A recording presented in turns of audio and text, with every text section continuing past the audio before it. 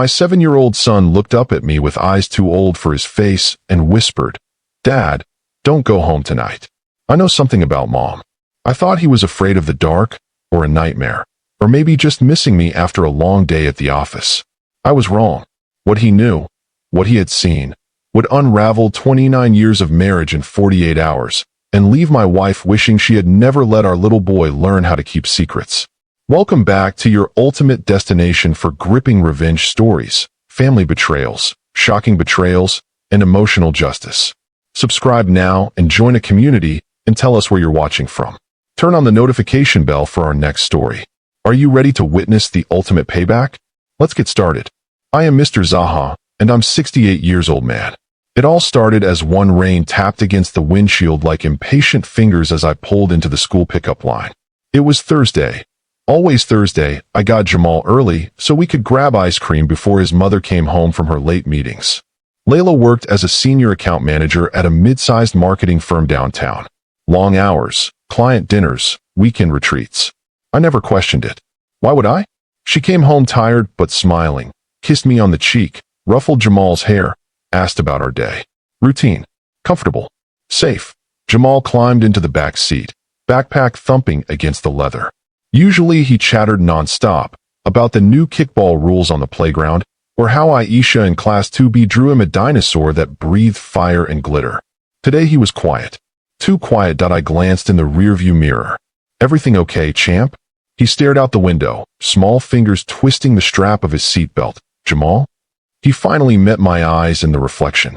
Dark brown, like Layla's, but right now they looked haunted. "Dad, don't go home tonight." I laughed, soft, automatic. "What? Why not?" He swallowed. "I know something about Mom." The laugh died in my throat. I turned fully in the seat, ignoring the honk from the car behind me. "What do you mean, you know something?" He looked down at his sneakers, red high tops with white laces I'd tied that morning. "I saw her. Yesterday. After school. She didn't know I was watching." My pulse kicked up a notch. "Saw her where?" "At home. In the living room. With a man." The world narrowed to the space between his small voice and my ears. "What man, Jamal?" He shrugged one shoulder. "Tall. Brown jacket. He had a big watch. They were kissing. Like in movies. But not nice kissing. Mom was crying after. She said, 'We can't keep doing this.' He said, 'Yes, we can.' Then they went upstairs. Upstairs.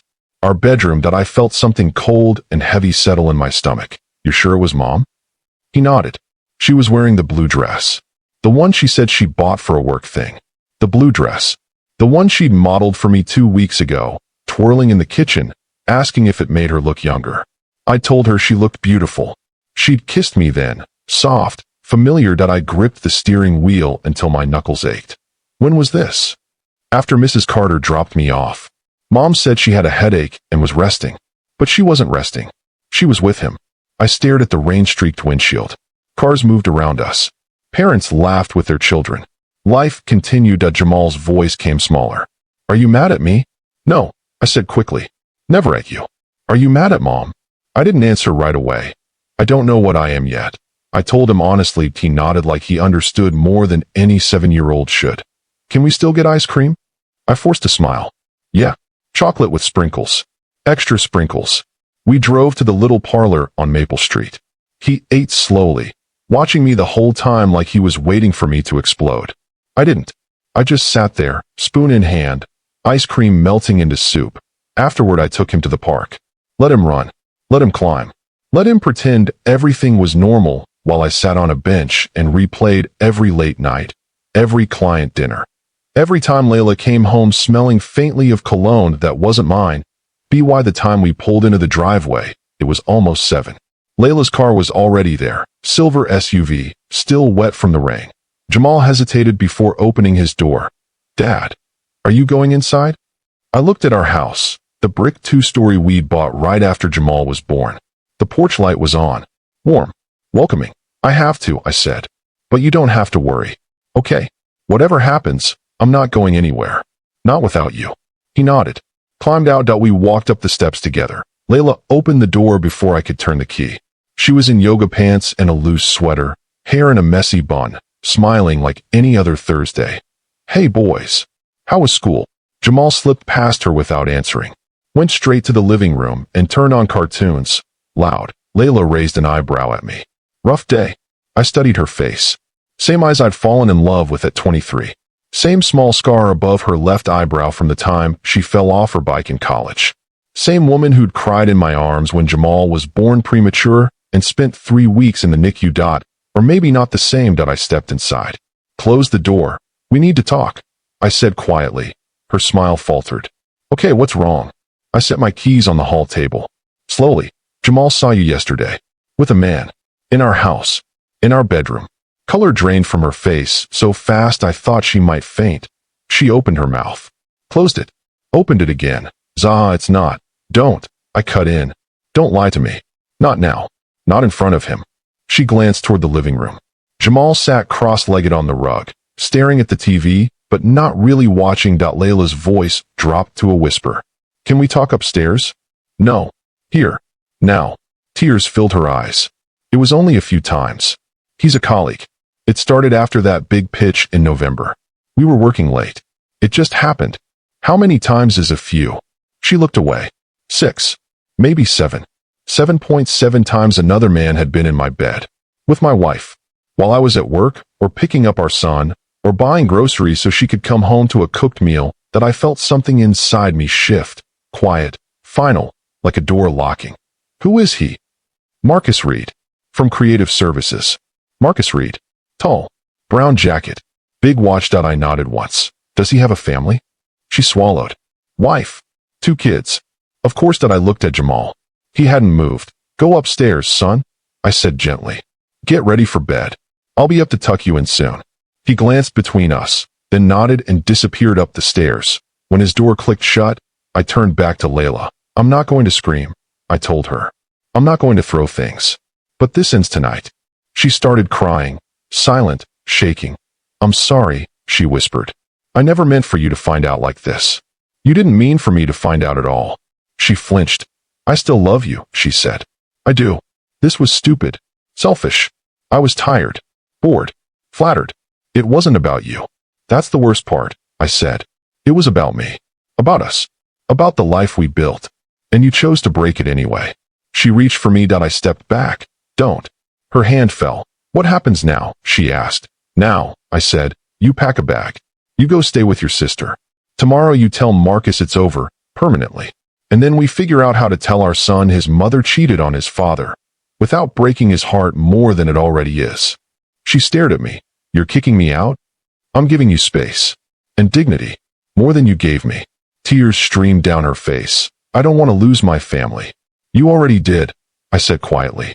The moment you brought him into our home. She stood there a long time. Then she nodded, slow, defeated. I'll pack. She went upstairs. I sat on the bottom step and waited. When she came down 20 minutes later with a small suitcase and red eyes, she paused in front of me. Tell Jamal I love him, she whispered.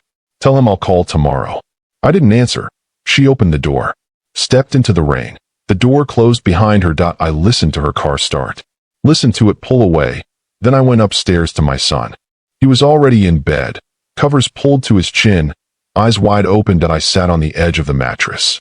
You were very brave today, I told him. Did Mom leave? For now, she's going to stay with Aunt Nadia for a little while. Because of the man? Yes. He looked at the ceiling. Will she come back? I don't know, champ. But whatever happens, you and me, we're together. Always. He reached out. Took my hand. I'm sorry I told you. Don't be. You did the right thing. He nodded slowly. I kissed his forehead. Turned off the light. Downstairs I sat in the dark living room for hours. The house felt different. Smaller. Colder. Around midnight my phone buzzed. Layla. I'm at Nadia's. I told Marcus it's over. He's angry. Said he'll make things difficult. I'm scared. I stared at the message. Then I typed back one line. You should be. Not for Marcus, for what comes next. Because I had spent 40 years building a life. Quietly, steadily, honorably. And I had learned something most people never do. When someone breaks your home, they don't get to walk away clean. Cliffhanger. The next morning, Marcus Reed's wife called me. She had found messages on his phone. Photos. Hotel receipts. She wasn't crying. She was calm. Dangerously calm. Mr. ZAHA, she said.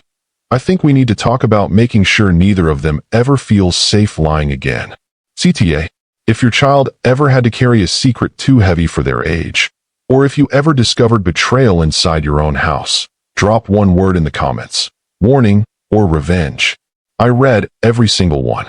The next morning I woke before dawn, the house still wrapped in the kind of quiet that feels like it's holding its breath. Jamal's door was cracked open. I could hear his soft, even breathing. I stood in the hallway for a long minute, watching the rise and fall of his small chest under the dinosaur comforter, then closed the door gently. Downstairs, the kitchen light felt too bright. I made coffee, black, strong, the way I used to drink it before Layla started buying those flavored pods I pretended to like. While the machine gurgled, I opened my laptop on the island and typed 2 names into the search bar. Marcus Reed. Creative Services, Apex Marketing Group. His LinkedIn loaded first. Professional headshot, confident smile, perfectly knotted tie, the kind of photo that screams promoted last quarter. Under experience, Senior Creative Director, Apex Marketing Group, 2019, present. Before that, various agencies. Married, 2 kids, photos locked, but the banner said so. No red flags on the surface. Just another ambitious 38-year-old climbing the ladder. Next, I searched his wife. Aisha Reed. Her profile was private, but a few public posts slipped through. School events, soccer games, a family vacation to the lake last summer. She looked kind, tired around the eyes. The kind of woman who probably packed lunches and cheered from the sidelines while her husband worked late on pitches. I closed the laptop when Jamal patted in, rubbing his eyes. Morning, Dad. Morning, champ. Hungry? He nodded, climbed onto a stool. I made pancakes, his favorite, with chocolate chips shaped like smiley faces. While he ate, I kept my voice casual. You okay after last night? He poked at a chip with his fork. Is Mom coming home today? Not today. Maybe soon. We're figuring things out. He looked up. Did she say sorry? She did. To me. She'll say it to you too, when she's ready. He nodded slowly. Okay. After breakfast, I drove him to school. He hugged me tighter than usual before getting out. Love you, Dad. Love you more. When the car door closed, I sat in the parking lot until the bell rang and the playground emptied. Then I called the number I'd copied from Marcus's LinkedIn, his work line. A receptionist answered. Apex Marketing, how may I direct your call? Marcus Reed, please. One moment. Hold music. Soft jazz. Then his voice, smooth, professional. Marcus Reed. Mr. Reed, this is Adujo ZAHA, Layla's husband. Silence. Long enough that I could hear him swallow. What can I do for you, Mr. ZAHA? You can start by telling me how long you've been sleeping with my wife. More silence. Then, I think this is a conversation better had in person. No, I said calmly. This is a conversation that ends with you understanding exactly what you've done to a 7-year-old boy who saw more than he should have.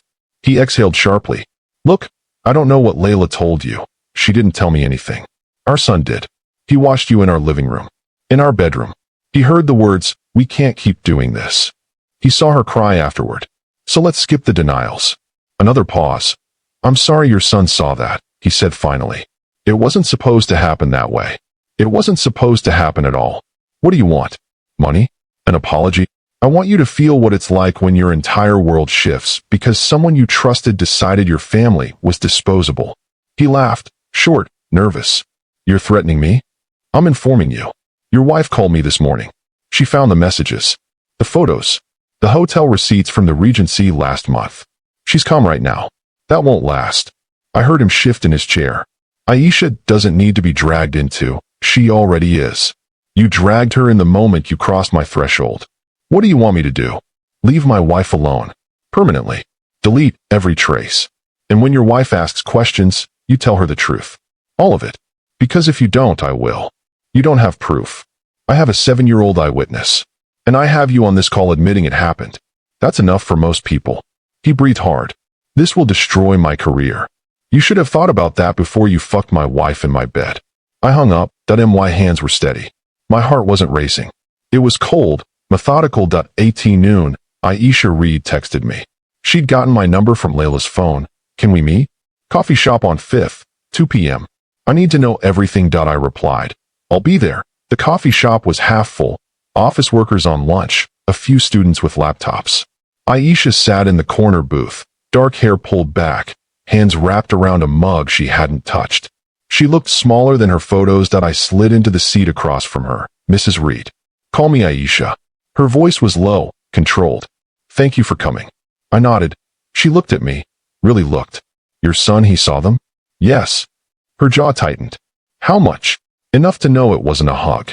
Enough to warn me not to come home. Tears welled, but she blinked them back. I found everything 2 nights ago. He left his laptop open. Emails. Calendar entries labeled LZ, Regency. Photos in a hidden folder. I almost threw up in the kitchen. I'm sorry. Don't be. I'm glad I know. She leaned forward. I'm not leaving him. Not yet. We have 2 kids, 8 and 5. They don't deserve to lose their dad over this. But I'm not letting him walk around like nothing happened either. What do you need from me? Confirmation. Dates. Anything that matches what I found. So when I confront him, he can't gaslight me. I pulled out my phone. Showed her the text Layla sent last night. Marcus is angry. Said he'll make things difficult. Aisha read it. Her mouth thinned. He's been angry since I told him I knew. Said I was overreacting. That it was just sex. That men do it all the time. She looked up at me. I want him to lose something. Not everything. Just something. The same way he took something from you. I considered her words. I'm not going to destroy him publicly, I said. Not yet. But I am going to make sure he never feels safe lying again. And if that means his career takes a hit, so be it. She nodded slowly. I can help with that. How? I'm the office manager at Apex. I see everything. Expenses, travel requests, client meetings. Marcus has been expensing hotel rooms as client entertainment. Fake names. Fake receipts. I've already pulled the files. HR will have them by Monday if I push. I studied her. You're willing to do that? For my kids? For me? Yes. He doesn't get to keep his shiny title and his side piece and his family. He gets to choose one. And right now, he's choosing wrong. We sat in silence a moment. Then she asked quietly, what about your wife? She's at her sister's. She says it's over. I don't know if I believe her yet. Aisha reached across the table. Squeezed my hand once. Brief, firm. We're not the ones who broke this.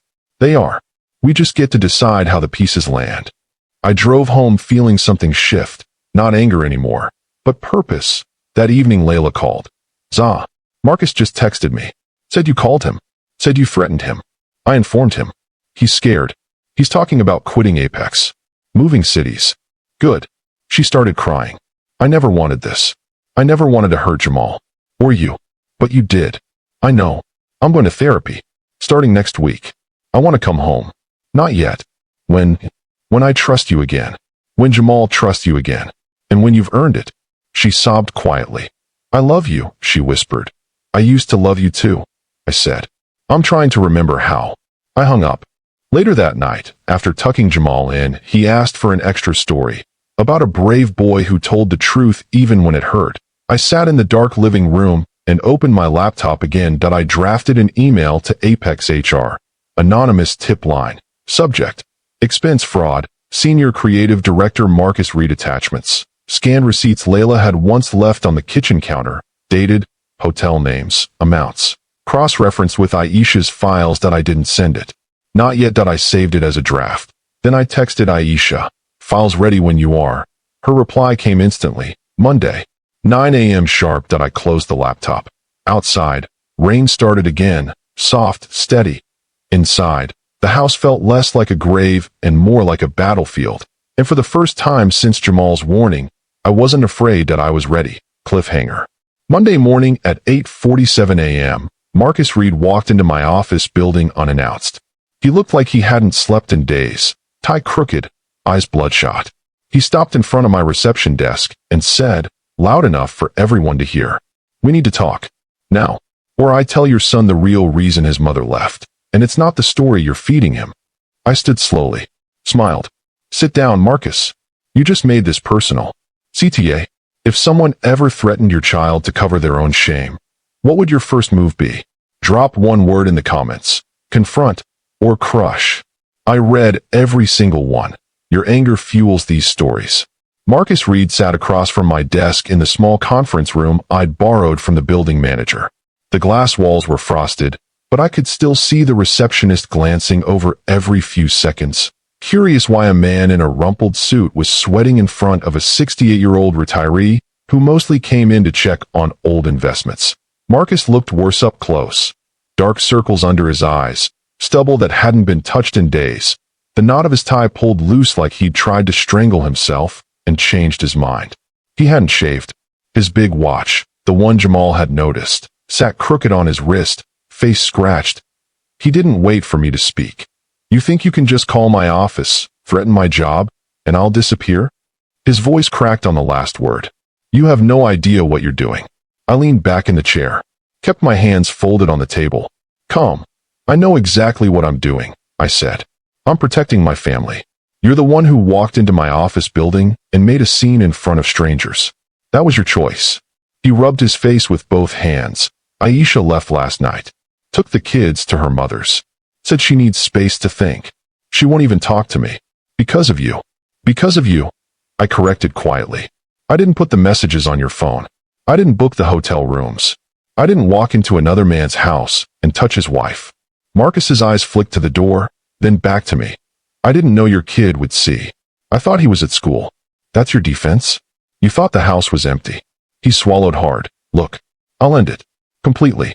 No contact. I'll delete everything. I'll transfer departments. Just call off whatever you're planning with HR. Aisha's already talking about pulling the expense reports. If those go in, I'm done. Fired. Maybe worse. I'll lose my license to consult. My mortgage. Everything. I studied him. The man who had laughed in my living room while my wife cried. The man who had called it just sex. You're asking me for mercy, I said. I'm asking you to think about my kids. 8 and 5. They don't deserve this. Jamal is 7. He didn't deserve to watch his mother kiss another man in the room where he builds Lego towers. He didn't deserve to carry that image in his head every time he closes his eyes. Marcus flinched. I'm sorry, he whispered. I really am. Sorry doesn't erase what he saw. He leaned forward, elbows on the table, head in his hands. What do you want? Money? I can get some. Not much, but something. I don't want your money. Then what? I want you to feel the cost. Not just financially. Emotionally. The way my son felt when he had to whisper a warning to his own father because he didn't know if it was safe to come home. Marcus looked up. Eyes red. I'll resign. Quietly. No scandal. I'll tell Aisha everything. Counseling. Whatever she wants. Just don't send that email. I tilted my head.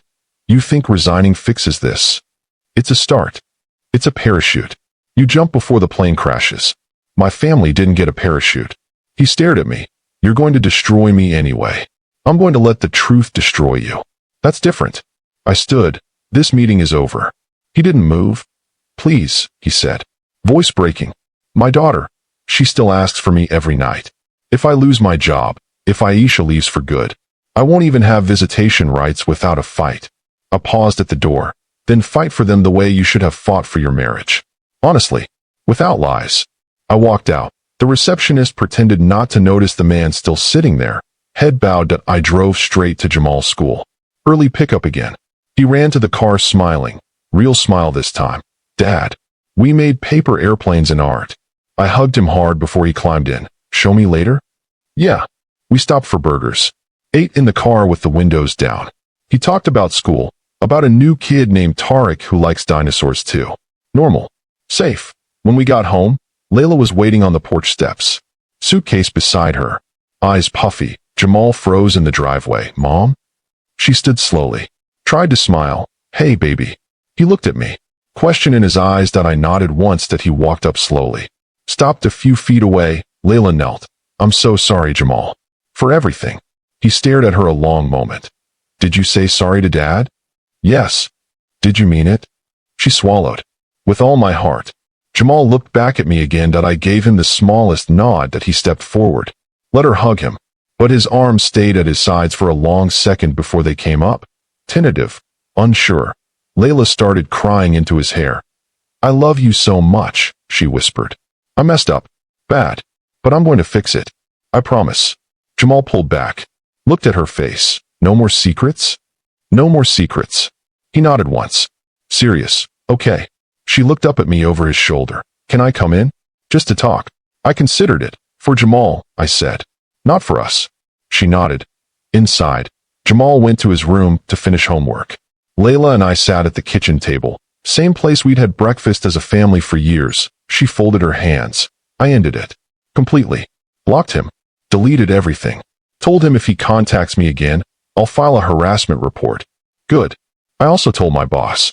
Voluntary disclosure. Said there was a personal conflict of interest with another employee. They're reassigning accounts. No formal reprimand. Yet. I nodded. And therapy starts Tuesday. Individual first. Then, if you're willing, couples. I looked at her. I'm not sure I'm willing. She nodded. Tears started again. I understand. But for Jamal, I continued, I'll consider it. He needs to see us trying. Even if it doesn't work. Thank you. Don't thank me yet. She wiped her eyes. I also spoke to Aisha Reed. My eyebrows rose. She called me this morning. Said she met you. Said she's filing for separation. Temporary. Counseling first. But she's done pretending. I exhaled slowly. She's stronger than I expected. She said you gave her courage. I didn't reply. Layla reached across the table. Hesitated. Didn't touch me. I know I don't deserve a second chance. But I'm asking for one anyway. Not for me. For us. For him. I looked toward the stairs. Heard Jamal humming while he colored. I'll think about it. She nodded.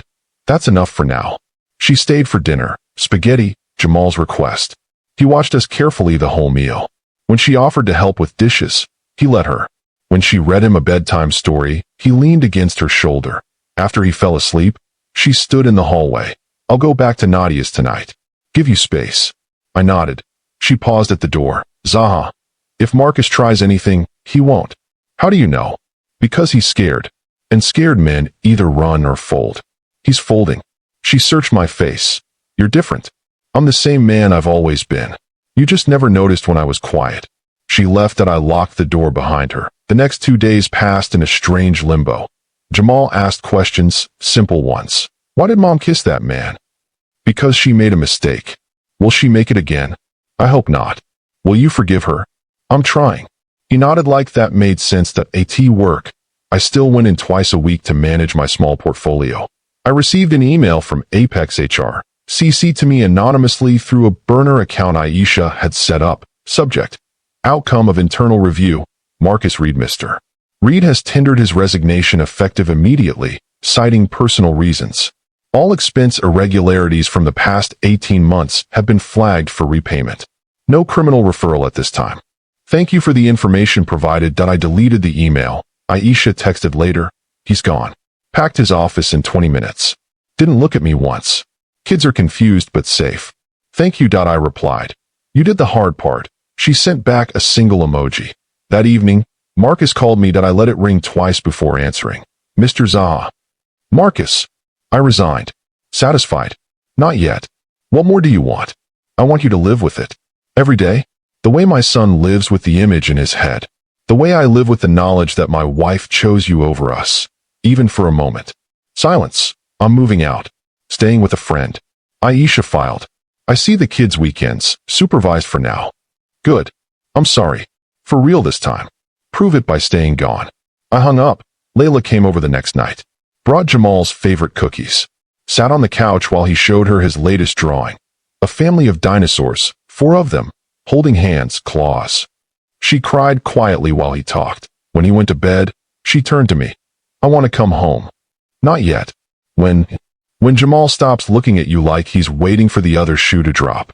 When I stop feeling like there's a stranger in my house when you walk in. She nodded. I'll wait. She left. The weekend arrived. Jamal asked if we could go to the park, the one with the big slide he loved. We went. Halfway through pushing him on the swings, my phone buzzed. Layla. I'm outside the park gate. Can I join? I looked at Jamal, laughing, hair flying. I texted back. Yes. But slow. Let him invite you. She waited on a bench. Jamal spotted her first. Mom. He ran over. Hugged her legs. She knelt. Want me to push you? He looked at me. I nodded. He took her hand. Led her to the swings. I watched from the bench. They laughed. She pushed gently at first, then higher when he begged. After 20 minutes, he ran back to me. Dad, can Mom stay for ice cream? I looked at her over his head. She waited, hopeful, terrified. Yes, I said. We walked to the parlor. Jamal between us, holding both hands at the table.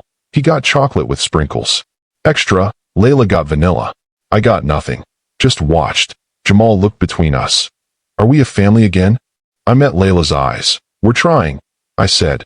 She smiled, small, grateful. Jamal nodded. Okay. Trying is good. That night, after he was asleep, Layla and I sat on the porch steps. She spoke first. I don't expect you to forget or forgive fast, but I'm here every day until you believe me.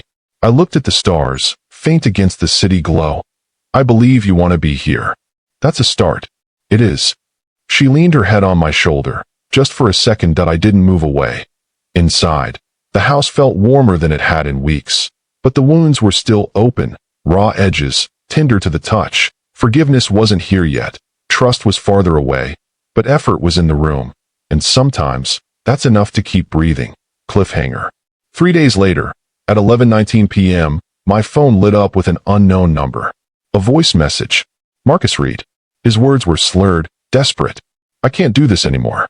If you don't call off whatever's coming next, I'll make sure everyone knows what kind of man you really are. Starting with your son's school. Starting tomorrow. I played it twice. Then I saved it and dialed Aisha.cta. When the person who broke your home tries to turn the tables and threaten your child, do you back down or double down? Drop one word in the comments. Back or double. Your choices keep these stories burning. The voice message from Marcus played on loop in my head as I sat in the dark kitchen at 11:47 p.m. Phone pressed to my ear one last time. I can't do this anymore. If you don't call off whatever's coming next, I'll make sure everyone knows what kind of man you really are. Starting with your son's school. Starting tomorrow. Slurred. Desperate. Dangerous. I saved the file to a cloud folder labeled simply evidence, then dialed Aisha Reed. She picked up on the second ring. Mr. ZAHA. He left me a message, threatening to go to Jamal's school, to tell them something. He didn't specify, but he's drunk and cornered. A long exhale on her end. He called me too. Same tone. Said if I don't drop the separation papers and tell the kids daddy's coming home soon, he'll make sure my job at Apex ends in scandal right alongside his. Said he has dirt on me too. Old performance reviews I thought were buried. He's bluffing, I said, trying to claw back control. Maybe, but he knows where Jamal goes to school. He's been in my house. He's seen photos. He's not thinking straight. I looked up the stairs toward Jamal's room. Door closed. Night light glowing faintly under the crack. What time does school start tomorrow? 8:15 drop-off. I'll be there at 7:45. Outside the gate. If Marcus shows up, he doesn't get near my son. Aisha's voice hardened. I'll be there too. I already called my lawyer tonight. Temporary restraining order is being drafted. Grounds: harassment, threats to a minor, emotional distress. If he steps foot on school property, police get called. Good. Mr. ZAHA, are you going to press charges? I paused. Felt the weight of the question. If he shows tomorrow, yes. If he backs off tonight, maybe not. But the line is drawn. He crosses it. Everything stops being private. She was quiet a moment. Thank you for protecting your boy and for giving me the strength to protect mine. We hung up. That I didn't sleep. At 6:30 a.m. I woke Jamal gently. Early school day today, champ. We're going in early. He rubbed his eyes. Why? Just want to make sure everything's okay. He studied my face, too perceptive for 7. Is the man coming? I don't know. But if he does, he won't get close. I promise. Jamal nodded. Dress quickly. Ate cereal in silence. That we arrived at the school at 7:42. Aisha's car was already parked across the street. Dark SUV, tinted windows. She stepped out when she saw us, walked over. Jamal looked up at her curiously. Hi, she said softly. I'm Aisha. My kids go here too. Your dad and I are friends. Jamal glanced at me for confirmation. I nodded. Okay, he said. Hi. We waited together near the gate. 3 adults, 1 small boy holding my hand like it was a lifeline. A T758 AM black sedan pulled up slowly. Tinted windows. Engine idling. Marcus, he didn't get out at first. Just sat there, staring through the windshield. Then the driver's door opened and he stepped out. Same rumpled suit from yesterday. Hair uncombed, eyes red-rimmed. He looked like he'd been crying. Or drinking. Or both. Jamal's grip tightened on my fingers. Marcus started walking toward us. Aisha stepped forward first. Stop right there, Marcus. He froze mid-step. Looked at her like he hadn't expected her to be here. Aisha, I just want to talk. No. You want to threaten a child. That ends now. Marcus's gaze shifted to me. Mr. ZAHA. Call her off. Call this whole thing off. I'll leave town. I swear. I kept my voice even. Loud enough for the few early parents nearby to hear. You threatened my son. You threatened to come to his school and spread lies. That's not leaving town. That's escalation. Marcus's eyes darted to Jamal. The boy stepped half behind my leg. Marcus's face crumpled. I wasn't going to hurt him. I wanted you to back off. I lost everything. My wife. My kids. My job. I can't lose more. You lost what you earned, I said. The moment you chose to step into my home. A security guard from the school, tall, uniformed, started walking over, hand on radio. Marcus noticed. Please, he whispered. Don't do this. I looked at Jamal. Son, do you want to go inside now? Jamal looked up at Marcus, really looked. Then back at me. Yeah, I want to go to class. I knelt to his level. I'll be right here when you get out. Okay. He hugged me hard. Okay, Dad. He walked through the gate without looking back. Aisha turned to the security guard. That man threatened this child. We have a recording. We need him removed from school grounds immediately. The guard spoke into his radio. 2 more staff appeared quickly. Marcus took a step backward. I'm leaving. I'm leaving. He raised both hands. Surrender. But his eyes locked on mine. You win, he said. Voice breaking. You happy now? I didn't answer. He turned. Walked back to his car. Got in. Drove away slowly. The guard stayed until the car disappeared around the corner. Aisha exhaled shakily. He's gone. For now. For now. I agreed that we stood there until the bell rang. Then she looked at me. Restraining order is filed. Police will serve him this afternoon. No contact. No proximity to the kids. If he violates, arrest. I nodded. Thank you. She touched my arm briefly. Protecting them protects all of us. I drove home. Called Layla on the way. She answered immediately. ZAHA? Is Jamal okay? He's at school. Safe. Marcus showed up.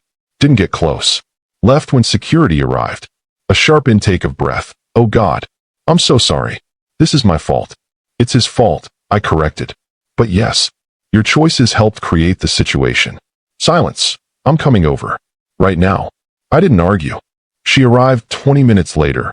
Hair messy, eyes swollen, still in yesterday's clothes. She stood in the doorway like she didn't know if she was allowed inside. I stepped aside. She walked in. Closed the door.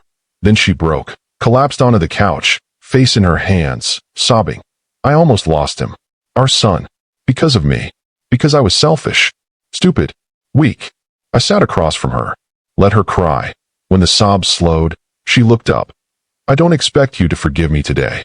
Or tomorrow. But I need you to know. I would give anything to take it back. Anything. I nodded slowly. I believe you. She wiped her face. What happens now? Now, I said. We wait for the restraining order to be served. We wait for Marcus to either comply or self-destruct. And we wait for Jamal to feel safe again. And us. Us, we go slow. Therapy. Honesty. No more secrets. If you slip, even once, I walk. And I take Jamal. She nodded fiercely.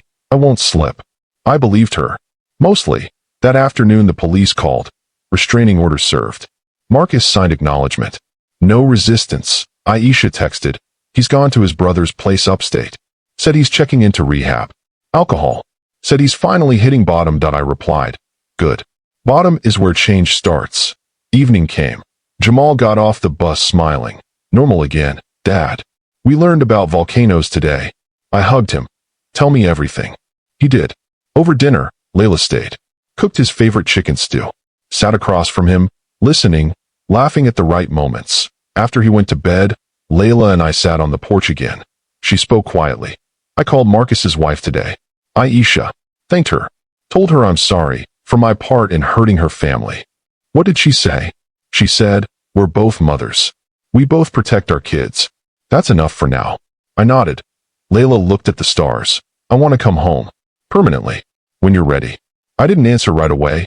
Instead I stood. Walked inside. Came back with a small box. Inside, her wedding ring. The one she'd taken off the night she left for Nadia's. I held it out. When you put this back on, It means something different. Not ownership. Partnership. Truth.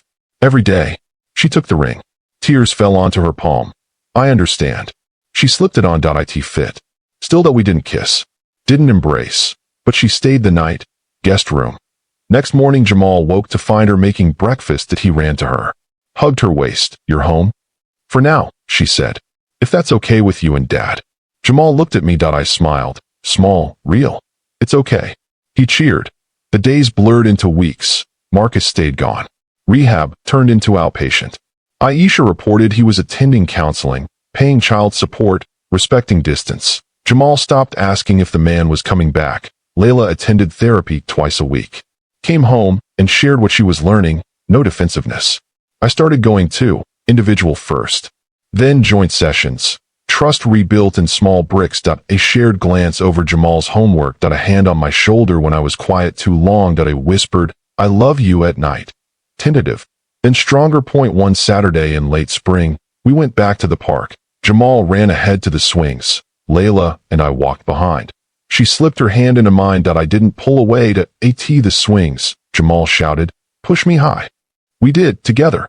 One on each side. He laughed, pure, unburdened. When he jumped off, he ran to us. Family hug. We hugged him between us. Layla looked at me over his head. Thank you. She mouthed. I squeezed her hand. We weren't fixed. Scars remained. But the house felt like home again. The boy felt safe. And the man who had threatened that safety was gone. Not destroyed, just irrelevant. 2 months later, a letter arrived, certified mail, from Marcus Reed's lawyer. Inside, a handwritten note from Marcus himself. I'm sober. I'm sorry. I'm trying to rebuild.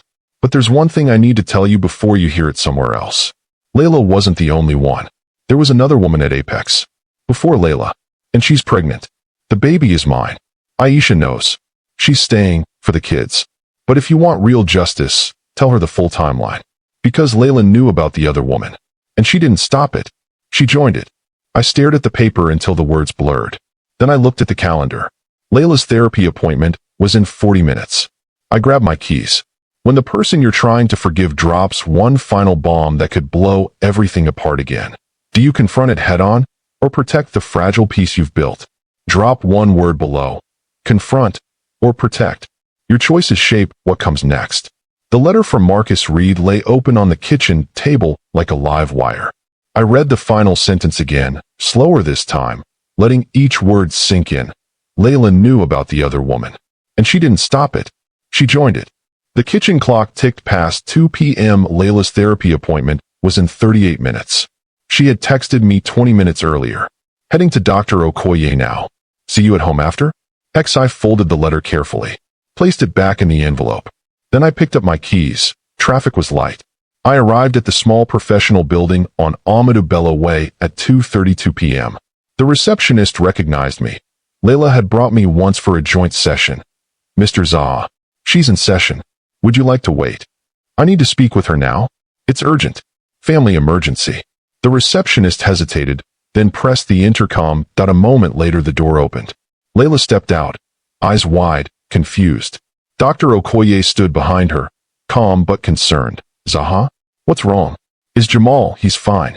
At after-school club. Safe. She exhaled. Looked at the doctor. Dr. Okoye, I'm sorry. I need to. The therapist nodded gently. We can reschedule. Take care of what you need. Layla followed me to the car. Neither of us spoke until the doors closed. I handed her the envelope without a word. She opened it. Read. Her hands began to tremble halfway down the page. When she finished, she stared straight ahead at the dashboard. How did he know I'd see this? She whispered. He wrote it. Send it certified. He wanted me to have it. Wanted me to doubt everything we've rebuilt. She closed her eyes. Tears slipped out immediately. It's true, she said. Voice barely audible. There was another woman before me. Her name was Fatima, junior copywriter. Marcus started with her first. I knew. I saw the late-night texts on his phone once when we were working late. I didn't stop it. I flirted harder. Told myself if he was already cheating, what did one more person matter? I wanted to feel wanted, desired, special, even if it was wrong. The confession landed like stones in still water. Ripples spread across my chest. You knew? I repeated. Flat. Not angry yet. Just confirming. Yes. And you still went forward. Yes. I stared out the windshield. A man walked past pushing a baby stroller. Normal life moving on. Why tell me now, she asked. Why not keep it buried? We were healing. Because secrets don't stay buried when someone decides to dig them up. And because I'm done with half-truths. If we're going to try, if we're going to keep Jamal in a house that feels safe, I need everything. No more layers. She nodded slowly, tears falling freely now. I was ashamed. Ashamed I'd become someone who would look the other way. Someone who would participate. I told myself it was just office drama. Just fun. Just escape. But it wasn't. It was betrayal. Multiple layers of it. I finally looked at her.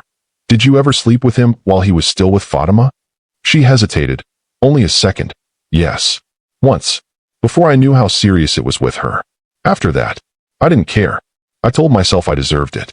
That you were always so steady, so good, so predictable. I wanted chaos. I wanted to feel alive.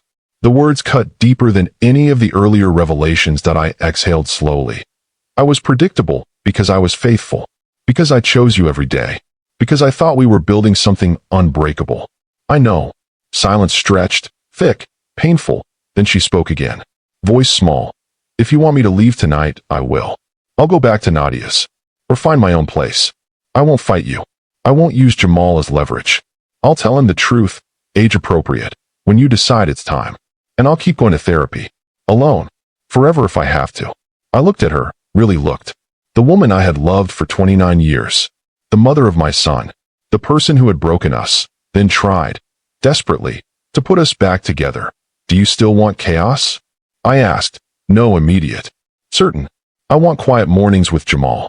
I want you looking at me without that shadow in your eyes. I want to be someone our son can be proud of again. I want to be worthy of the second chance I don't deserve. I reached into the glove compartment, pulled out a small notebook I'd started carrying after the first joint therapy session. In it, I had written one line every night since she came home. Today she showed up. I opened to the latest page. Today she told the whole truth. I handed her the notebook. She read the entries. One by one, tears blurring the ink. When she reached the end, she closed it gently. You kept track, she whispered. I kept hope. She looked at me, searching, terrified, hopeful. What now? She asked. Now, I said, we go home. We pick up Jamal. We eat dinner together. We don't pretend this didn't happen. We talk about it. In therapy, at night, whenever it needs to be said. But we don't let Marcus, or anyone, decide whether we survive this. That's our choice. She nodded. Fresh tears. Thank you. She breathed. Don't thank me. Earn it. Every day. I will. We drove home in silence. Not heavy, just full. Jamal was waiting at the gate when we pulled up, backpack slung over one shoulder, waving wildly. Dad. Mom. Look, I made a volcano that actually erupted today. He climbed into the back seat, chattering nonstop. Layla turned in her seat to listen. Smiled through the drying tears. At home. She cooked. Jollof rice. Plantains, the way her mother taught her. I helped chop onions. Jamal set the table. We ate together. No forced cheer. Just presence. After dinner, Jamal asked to watch cartoons. While he was in the living room, Layla and I cleared the table. She spoke quietly. I'll call Dr. Okoye tomorrow. Ask for an emergency session. For both of us. And I'll tell her everything I just told you. Good. And, if you need space tonight, I'll sleep in the guest room. I dried my hands on a towel. No. You sleep in our bed. But we talk. No silence. She nodded. We joined Jamal on the couch. He curled between us, head on Layla's lap, feet on mine. When the episode ended, he looked up at me. Dad, is everything okay now? I looked at Layla over his head. She gave the smallest nod. We're working on it, champ. Every day. He smiled, small, trusting. Okay. He fell asleep against her. I carried him to bed, tucked him in, kissed his forehead. Back in the hallway, Layla waited. We walked into our bedroom together. She sat on the edge of the bed. I sat beside her, in no rush. No pressure. I spoke first. I'm angry. Still. About Fatima.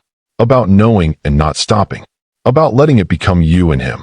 That hurts in a different place than the rest. I know. But I'm also here. Because I see you fighting. Because Jamal needs both of us. Because 29 years isn't nothing. She reached for my hand. I let her take it. I'll spend the rest of my life making sure you never regret staying. She said that I squeezed her fingers once. Then start tomorrow. We didn't make love that night. We didn't even kiss, that we just lay side by side, hands touching, and breathed. The next morning Jamal woke us both, jumping on the bed, demanding pancakes that we made them together. Chocolate chips. Smiley faces. Layla wore her wedding ring again. I noticed. Didn't comment. Weeks passed. Therapy became twice weekly, individual and joint. Layla shared everything with Dr. Okoye. No omissions. I shared the anger, the doubt, the fear that I would never fully trust again. Slowly, brick by brick, trust returned. Not the blind trust of before, a new kind. Earned, tested, chosen. Marcus never contacted us again. Aisha sent one last text 6 months later. Divorce finalized. Kids are doing well. He's sober. Pays support on time. We're co-parenting. Thank you for everything. I replied. You're welcome. Take care of them. Jamal stopped asking about the man.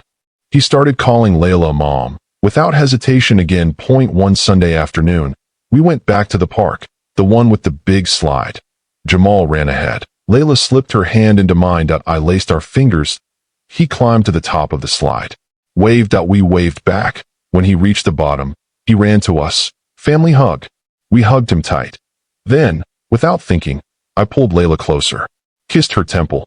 She looked up at me, surprised, grateful. I love you, I said. Quiet. True. Her eyes filled. I love you too. Jamal giggled between us. Gross. But cute. We laughed. The past didn't vanish. The betrayal left marks. Faint scars on all three of us. But scars tell stories of survival. Ours was a story of warning, of truth spoken by a child, of a father who chose protection over pride, of a mother who chose honesty over escape, of strangers, broken by the same man, who chose justice over silence, of a family that almost shattered and chose, every day, to rebuild. Redemption isn't a single moment, it's persistence, it's showing up, it's telling the truth even when it burns, it's forgiving. Not because it's easy, but because love is stronger than betrayal. And when it finally settles, it feels like coming home. Not the home you had before, a stronger 1.1 with thicker walls, 0.1 with open doors, 0.1 where secrets have no place left to hide, and where a little boy can sleep without fear. That's the real victory. Final emotional resonance. If you've ever had to look your child in the eye and explain why the world isn't always safe. If you've ever rebuilt trust from ashes and wondered if it would ever feel solid again. If you've ever chosen truth over comfort, even when it cost everything familiar. Know this, the light finds its way back. Not because the darkness never existed, but because you refused to let it win. Thank you for walking this story with me. From the whisper of a child's warning to the quiet promise of a family choosing each other again. If any moment in this tale echoed something you've lived or feared, drop one word in the comments below. Rebuilt. I read every single one. Your stories remind me why these tales mattered. If this journey moved you, if it hurt, healed, or simply made you hold your people a little tighter, smash that like button so the algorithm knows hearts still need mending. Subscribe to ZAHA Revenge, not just for the moments when justice burns bright, but for the quiet mornings that come after. Turn on notifications. Because sometimes the best revenge isn't destruction. It's choosing to live better, together, despite everything. See you in the next one. Thank you so much for watching my story all the way to the end. Your support means everything. Don't forget to subscribe to my channel and drop a comment below. I'd love to hear your thoughts.